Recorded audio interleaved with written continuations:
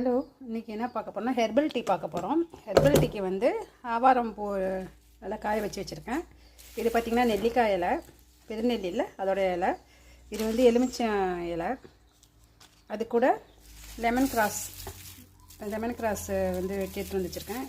இது எல்லாம் சேர்த்து இது கூட வந்து க்ரீன் டீ, ஒரு ஸ்பூன் அளவுக்கு க்ரீன் டீ போட்டு டீ பாருங்கள் போட்டு வச்சுருக்கேன். காலையிலேருந்து போட்டு குடிச்சிட்ருக்கேன். ரொம்ப நல்லது, பித்தமாக இருக்குது அந்த டைமில் கூட குடிக்கலாம். இதில் வந்து க்ரீன் டீயில் வந்து இந்த ஹெர்பல் டீயில் வந்து அது பாருங்கள், நெல்லிக்காய், ஆவாரம்பூ, லெமன் கிராஸு, டீ வந்து அடியில் இருக்குது.